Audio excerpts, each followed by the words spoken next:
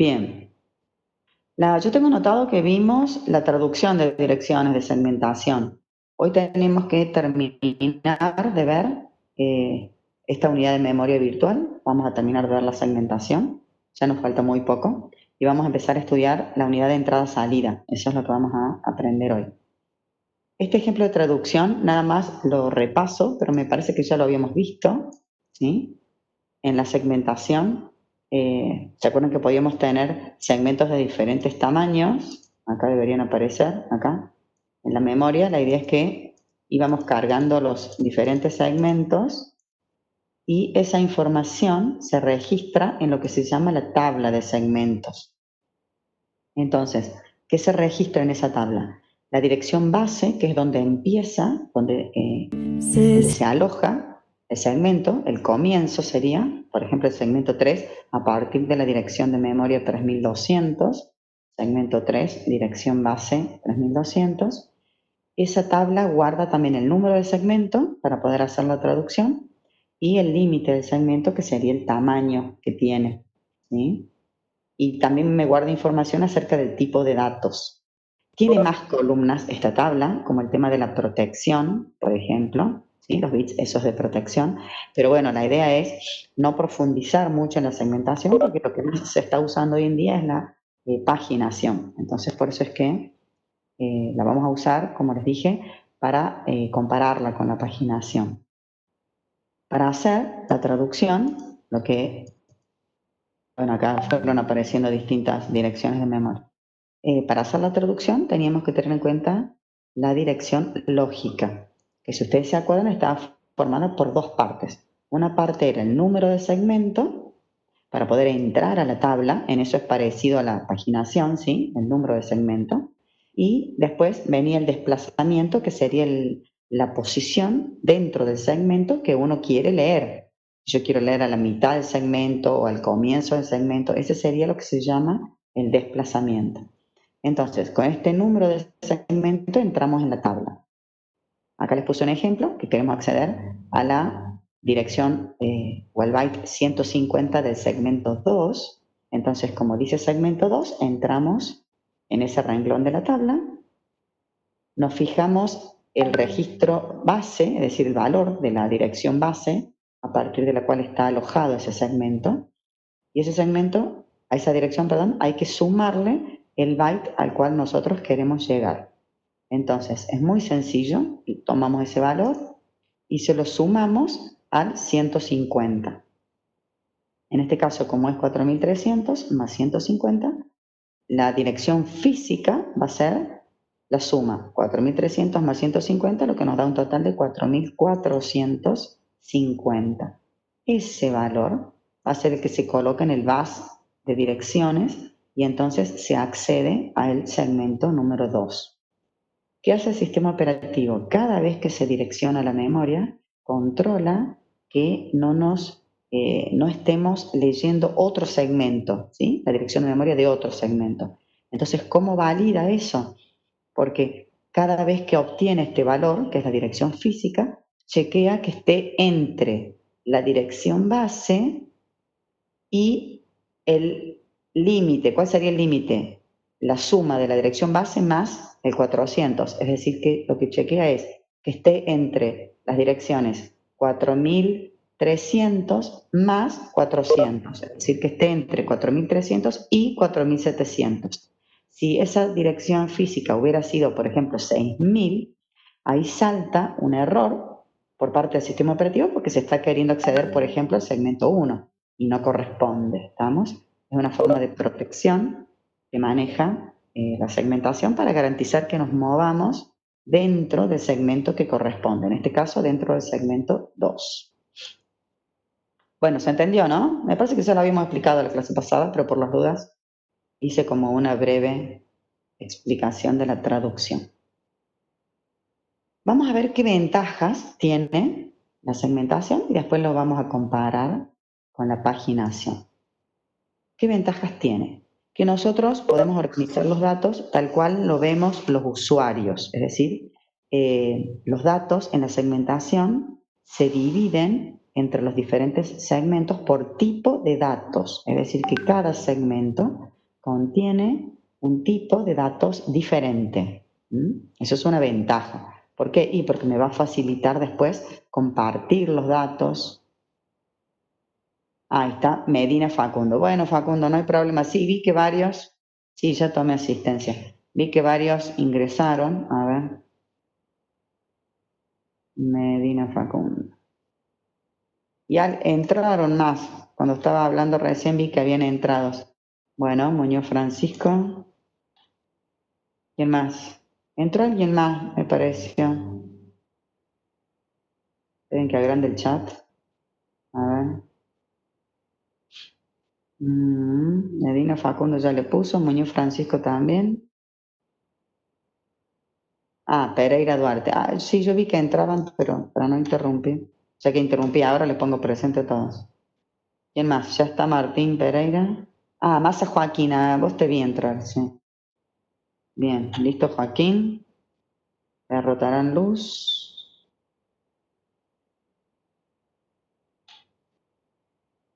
Sardi Octavia. Esperen que estoy sube, baja, baja, sube con la lista. Acá está. Sardi Octavia. ¿Qué más? Ah, y a Laura también la vi entrar, bien. Al resto no, se ve que estaba muy compenetrado. ¿Alguien más? Listo, ya está. Los que entraron recién. Bueno, grabamos. No hay por qué. Seguimos entonces. Vamos a ver. Seguimos con las ventajas entonces de la segmentación. Oh, está entrando Tomás Silva. Bueno, después le pongo el presente. Facilita la compartición de procedimientos o datos, eso es lo que les decía recién, porque como los datos están los segmentos, perdón, almacenan un tipo de dato distinto, yo puedo, por ejemplo, el código fuente, o sea, el código del programa, no las variables, los datos, esa parte no, sino el texto, las instrucciones, ¿sí? El código del programa, lo podría compartir entre varios procesos, por ejemplo. ¿tá? Entonces, facilita la compartición. En el caso de la paginación es un poco más complicado porque tengo que compartir cada página en particular. Algunas páginas sí, algunas páginas no. Entonces, en este caso, se comparte todo el segmento de una sola vez. Es mucho más sencillo. La otra ventaja es que cada segmento puede expandirse o puede retraerse, es decir, que puede crecer o puede achicarse de manera independiente, sin afectar al resto de segmentos. Esa es una gran ventaja que tiene la segmentación. Y bueno, lo que decíamos recién acá, no solo facilita la compartición de procedimientos, sino que facilita la protección, porque yo a cada segmento le puedo dar una protección diferente. A uno les puedo poner que son de solo lectura, en cambio a otro segmento le puedo poner que es de lectura y escritura. El único detalle, que en este caso, bueno, yo se los puse como ventaja, es que el programador tiene que saber que se está implementando la técnica de la segmentación. ¿sí?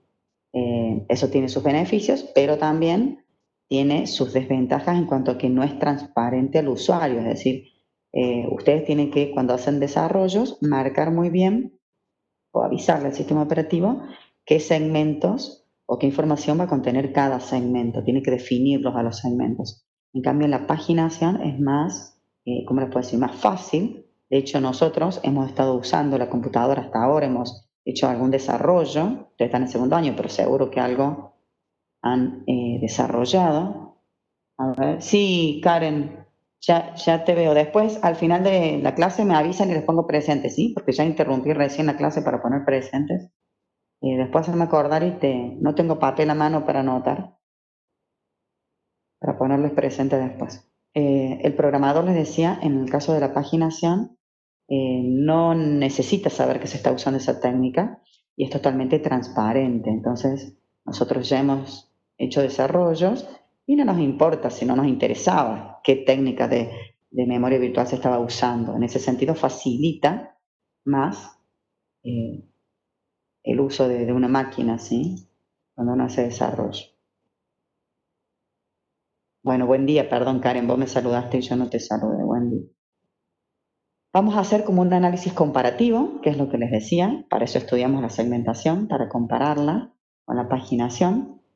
Entonces acá les puse una tabla, ¿está? No sabía cómo hacer para que me apareciera renglón por renglón, así que bueno, me salió la tabla toda junta, no le pude dar animación.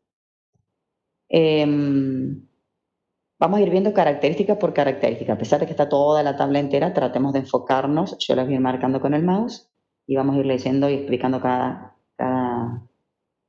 técnico, cada característica. Acá entonces tenemos en esta columna lo que se va a analizar, en esta columna la paginación y en esta columna la segmentación. Dice, el programador debe conocer la técnica, tal cual dijimos recién, en la paginación no, es totalmente transparente, no tenemos que saber que se está implementando la paginación. En cambio, si el sistema operativo utiliza segmentación, sí el programador o el desarrollador tiene que tener plena conciencia de que se está usando la segmentación. La otra característica es la cantidad de espacios de direccionamiento por cada programa. En la paginación, a mí me hubiera gustado que vaya apareciendo e irlo analizando y preguntándoles, pero bueno. Cantidad de espacios que hay. En la paginación hay uno solo, un gran espacio de direccionamiento por cada programa o por cada aplicación que nosotros vayamos a ejecutar. En cambio, en la segmentación hay muchos. ¿Por qué? A ver, ¿por qué dice que hay muchos espacios de direccionamiento? ¿Cuántos espacios van a haber? A ver si alguien se da cuenta y me responde por el chat. ¿Cuántos espacios de direccionamientos hay en la segmentación?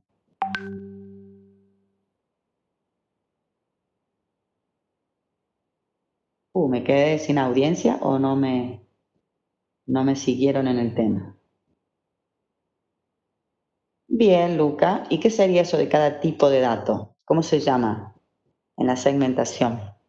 Cuando vos dividís tu programa en qué. Muy bien, perfecto. En segmentos. Entonces, ¿cuántos espacios de direccionamiento va a haber por cada programa? Tantos como segmentos tenga ese programa.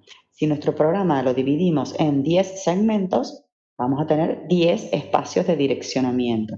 Si nuestro programa lo dividimos en 6 segmentos, vamos a tener 6. ¿Se entiende? Es decir, que por cada programa ya no vamos a tener un único espacio de direccionamiento, sino muchos, les puse acá, o varios, tantos como segmentos tenga ese programa. Pero perfecto, Luca, vos pusiste por cada tipo de dato, muy bien, pero en cada segmento uno guarda o almacena un tipo de dato diferente. Muy bien. Dice acá, la otra característica, el tamaño del programa puede exceder la memoria física. ¿A qué se refiere esta característica? Si nuestro programa, el tamaño de nuestra aplicación o de nuestro programa, puede ser más grande que toda la memoria física que yo tengo en la máquina. Y en ambas técnicas es un hermoso sí. Eso es muy bueno, ¿estamos? No sé si se acuerdan cuando vimos las técnicas de multiprogramación con particiones fijas y variables. Ahí no se podía. ¿Por qué? Porque el programa tenía que estar almacenado todo en RAM. Entonces, en este caso no. En este caso de cada programa yo puedo tener en la memoria RAM solo algunas partes o algunas páginas o algunos segmentos. Por eso es que hay un sí acá, ¿estamos?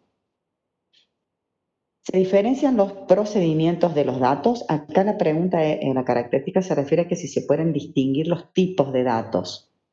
En el caso de la segmentación sí, porque tal cual dijo Lucas, sí se puede. En cambio, la paginación no. Es como que se mezcla todo, el programa se mete como en una bolsa y se divide en trozos, y cada uno de esos trozos es una página. ¿Sí? Dice, se facilita la compartición de procedimientos entre usuarios o entre procesos, puede ser acá también, ¿sí? Básicamente la característica casi se facilita la compartición. En la paginación no se facilita, sí se puede compartir, pero no se facilita, ¿estamos? En cambio, la segmentación es mucho más fácil porque yo acá comparto todo el segmento, lo comparto una sola vez. En cambio, en la paginación tendría que estar compartiendo cada una de las páginas.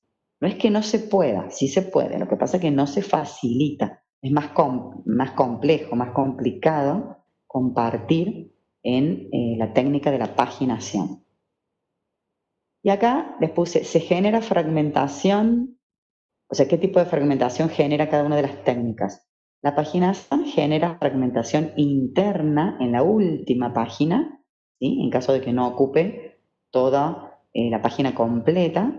En cambio, la segmentación se genera fragmentación externa, que es el espacio libre que nosotros tenemos entre los segmentos. Fíjense, a ver si encuentro algún dibujo. Me fui. Acá. Fíjense este gráfico. Este espacio libre, este espacio libre, este espacio libre y este espacio libre, todo lo que está en blanco, estos rectángulos blancos, son fragmentación externa, ¿estamos? En el caso de la segmentación. Bien. Vamos a volver a... de acá que yo llegue, espera. Va a ser más fácil así. Ahí está. Bien, y por último dice, los programas se dividen en partes de tamaño, en el caso de la paginación fijo, ¿por qué? Porque todas las páginas tienen el mismo tamaño, nosotros habíamos visto 4K, pueden ser de 8K, por ejemplo, o de 2K, pues, pero una vez que yo divido el programa, todo el programa va a tener siempre páginas del mismo tamaño. En cambio, la segmentación, las partes en las cuales se divide el programa, que serían los segmentos, cada uno tiene un tamaño diferente, no tienen por qué ser iguales. Por eso es que acá les puse que se dividen en partes de tamaño variable. Eso es algo que distingue mucho la paginación de la segmentación.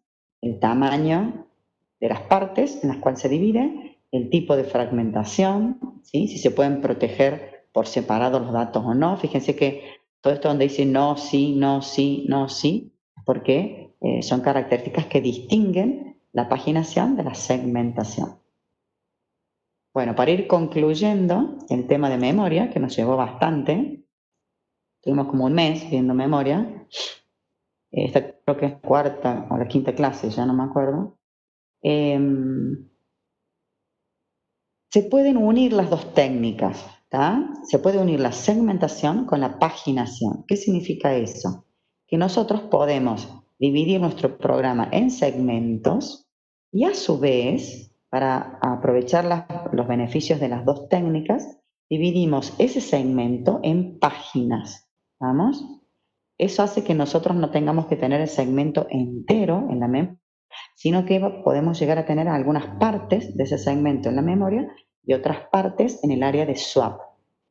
Entonces, al segmento, no les hice dibujo de esto, no les hice gráficos, pero creo que se entiende. La segmentación con paginación significa que al segmento lo divido en trozos de tamaño fijo, que serían páginas, ¿tá? El objetivo es no mantener el segmento entero en la memoria, sino solo mantener algunas partes de ese segmento. Y bueno, obviamente, ¿para qué se combinan las técnicas? Para aprovechar las ventajas de ambas técnicas. En Windows, por ejemplo, les cuento, a lo mejor ya se los comenté, pero por las dudas, para que lo sepan, Windows implementa paginación con demanda. ¿Se acuerdan? La técnica de paginación con demanda significa que cuando se inicia un proceso, ese proceso no tiene nada cargado en la memoria RAM y se van a ir produciendo muchos fallos de página al principio hasta que se vayan llevando todas las páginas, no todas, pero algunas páginas de ese proceso en memoria RAM. ¿Cuándo se van a detener un poco esos fallos de página? Cuando ese proceso tenga en memoria RAM lo que se llama conjunto de trabajo. ¿Se acuerdan?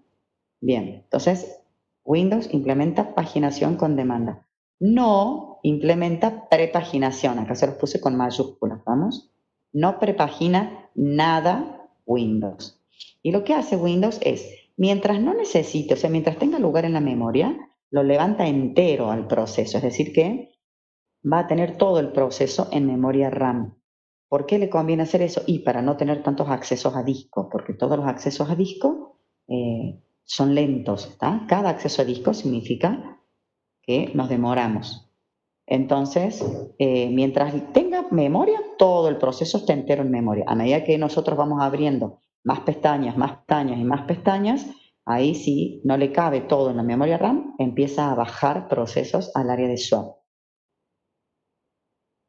¿Se acuerdan lo que era el demonio de paginación? Era un proceso que lo que hacía era garantizar que existan suficientes marcos, que se llaman, o suficiente espacio en la memoria RAM libre para que cuando se produzca un fallo de página, rápido nosotros lo levantemos y lo carguemos en la memoria RAM. ¿Tá? Entonces, en el caso de Windows, cada un segundo, fíjense que seguido, que se activa este demonio, cada un segundo se ejecuta el demonio de paginación, controla que haya suficientes marcos libres. Si no hay, ejecuta el algoritmo de reemplazo de página y se vuelve a dormir.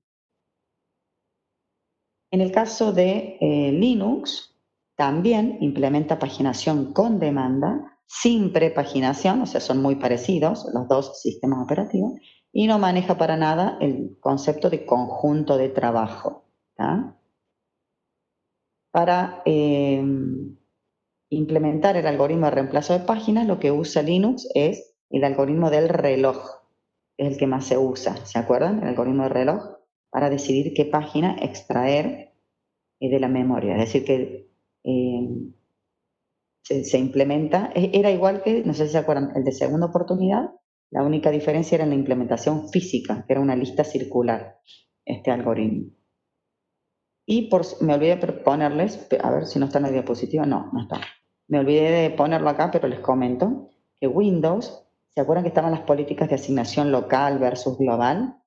Bueno, lo que hace es implementar algo híbrido, Windows, porque le asigna un trozo o se implementa una política local, porque le asigna a cada proceso una cantidad fija de memoria, pero si el conjunto de trabajo del proceso crece, Windows se adapta y le asigna más memoria, es decir que es un híbrido, no es ni global global ni local local, es una mezcla. No se los puse, bueno, para no confundirlos, pero ahora justo me acordé y se los comento. Bien, con esto terminamos. Ahí les puse la bibliografía, en este caso, bueno, traté de seguir a Don Tannenbaum. Ahí está el capítulo, entonces, y las páginas. Con esto terminamos nuestra gran unidad de memoria. ¿Vamos? La idea es ver ahora entrada-salida. Así que déjenme que busque la otra diapositiva. Ya se la subí esta mañana en aula virtual, a esta de entrada-salida que vamos a ver ahora, para que ya la tuvieran, porque a algunos les gusta tener las diapositivas, ¿sí? De antemano. Este tema de la entrada-salida lo organicé en 2 presentaciones, por eso es que les puse parte 1 y parte 2. Vamos a ver si nos alcanza para ver hoy esta parte 1. Vamos a tratar de verlo en 2 clases a la presentación. ¿Qué dice Gonzalo? Oh, bueno, perdón. Digo, qué lástima, Gonzalo. A mí me suele suceder. A mí se me corta internet, no me vuelve la luz, no tengo luz. Así que te entiendo totalmente. Es muy feo. Bueno, ya te voy a poner presente. Ahora que, justo antes de empezar, ya que está, a ver, díganme los que, a ver, con Maynard y Gonzalo, ya te estoy poniendo presente. Y vi que hay unos cuantos más. Díganme quién entró, a ver. Tomás, sí, a vos te vi. Pero bueno, para no interrumpir la clase. Silva. Acá está. Silvia Tomás, ya está. Ah, cierto, Karen, vos me habías dicho, sí. De la media Karen, perfecto. ¿Alguien más? Que Tomás, que Karen y que Gonzalo. ¿Hay alguien más? Me parece que hay alguien más. Porque somos muchos. O sea, somos 40 y pico. Bueno, se ve que a lo mejor ya lo... Listo. A ver, empezamos entonces un poquito el tema de entrada-salida. Les cuento de qué se trata esta unidad, como para que tengamos una idea. Lo vamos a relacionar bastante con la materia de arquitectura de computadoras, de ACO. ¿Ah? No vamos a explicar de nuevo todo lo que vieron en ACO, para nada, pero esta es la unidad que más se acerca o se relaciona con arquitectura de computadoras. ¿Estamos? Vamos a ver qué son las interrupciones, qué tipo de interrupciones existen. Vamos a ver diferentes tipos. Acá les pongo, perdón. Ahí está lo que vamos a ver por lo menos hoy.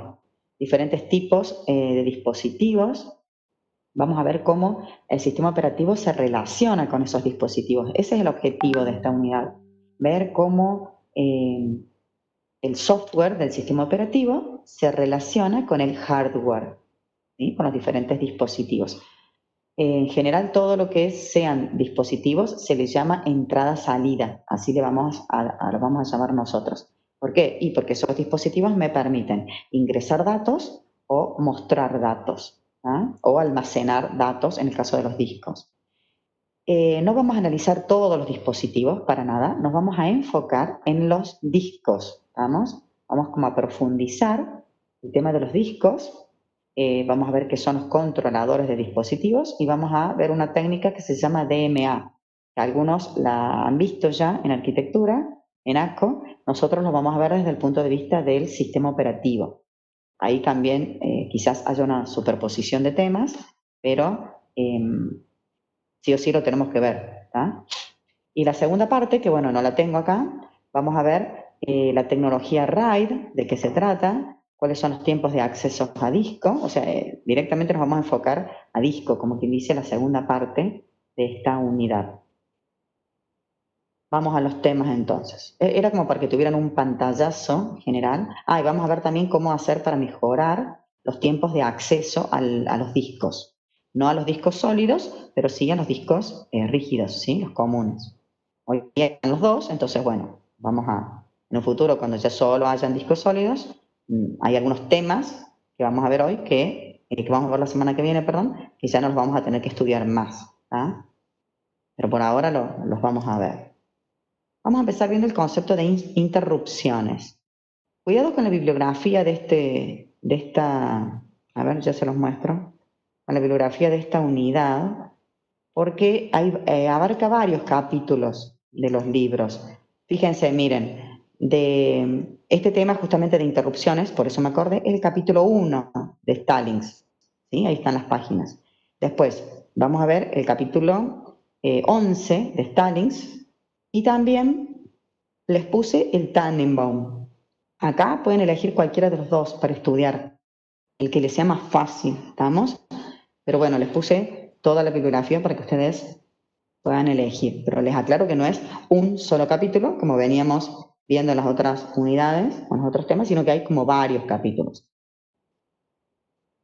Vuelvo entonces, perdón, pero se los quería aclarar por si quieren ir leyendo o quieren ir adelantando. Vamos a ver entonces el tema de interrupciones. Las interrupciones, ¿para qué se usan? Es una forma de comunicar. A lo mejor ya vieron ustedes esto también en ACO.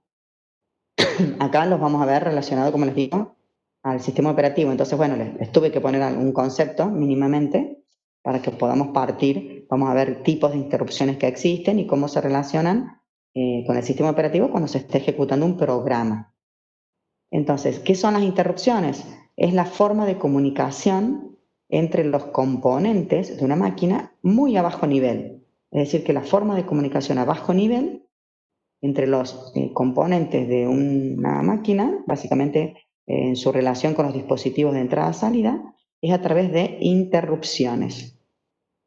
¿Cómo la podemos definir? Yo acá les puse, es una señal recibida por el procesador para avisarle que el procesador tiene que interrumpir la ejecución actual, o sea, lo que esté ejecutando actualmente, para pasar a procesar esa interrupción. Por eso acá les puse, va a dejar de ejecutar, supongamos que esté ejecutando un programa nuestro, va a interrumpir la ejecución de nuestro programa para atender esa interrupción. Y para poder atender esa interrupción va a tener que ejecutar otro código que se llama de un manejador de interrupción, para poder interpretar qué significa esa interrupción. Es como, ¿vieron ustedes ahora? Estamos dando clase y ustedes me van mandando mensajitos en el chat. Esos mensajitos son como interrupciones. Entonces, yo lo miro, o sea, yo me callo, dejo de hablar, dejo de dar clase, miro el chat y veo qué tan importante es el comentario que ustedes me están haciendo. Si es, no sé, yo entré tarde, como dice acá, por ejemplo, la interrupción la manda el dispositivo, Karen. Entonces, ¿qué hace el procesador? mira la interrupción y la tiene que procesar. O sea, yo tengo que dejar de dar, yo no puedo estar dando clase y leyendo el chat, si fuera el procesador yo, ¿sí? Si Cecilia fuera el procesador, puedo hacer una sola tarea por vez. Entonces, tengo que dejar de dar clase para leer el chat, que sería la interrupción. ¿Vamos? Ustedes serían los dispositivos, acá Karen me está preguntando quién manda esa interrupción, serían los dispositivos que me están interrumpiendo, como quien dice, o que están enviando la interrupción. Entonces yo tengo que dejar de dar clase, que sería dejar de ejecutar lo que estoy ejecutando, y pasar a ejecutar o a interpretar la interrupción y procesarla. Por ejemplo, si es una pregunta de ustedes, como acá que Karen pregunta quién manda el mensaje de interrupciones, tengo que procesar y responder esa pregunta porque es importante, ¿sí? Bien, espero que se entienda la idea por lo menos general. Entonces, acá les puse como otro concepto, es suspender temporalmente la ejecución de un proceso para pasar a ejecutar un código, que acaso les puse una subrutina de manejo de interrupciones. Es otro código del sistema operativo que tiene que procesar esa interrupción. ¿Sí? Acá está tu respuesta, Karen. Son generadas por dispositivos de entrada-salida. Ellos son los que emiten las traps o las interrupciones. Y bueno, acá les puse qué era, que es el mecanismo de comunicación que se los dije recién. Es un mecanismo de comunicación de bajo nivel entre los dispositivos y el procesador. ¿Está? Lo pueden haber visto en ACU como IRQ, por eso yo acá se los puse. ¿Sí? Una IRQ es una única línea, como si fuera un pin, que está asociada a cada dispositivo para que ese dispositivo se pueda comunicar con el procesador. Esta línea emite el dispositivo esa interrupción. Cada dispositivo tiene una línea de comunicación distinta, una IRQ diferente. ¿Por qué existe esta forma de... bueno, nos vamos a desconectar, me acaba de avisar, se va a cortar. Nos desconectamos, por favor, todos y nos volvemos a conectar. Esperen que vea cuántos participantes somos. Somos 41, ¿estamos? Nos desconectamos y nos volvemos a conectar.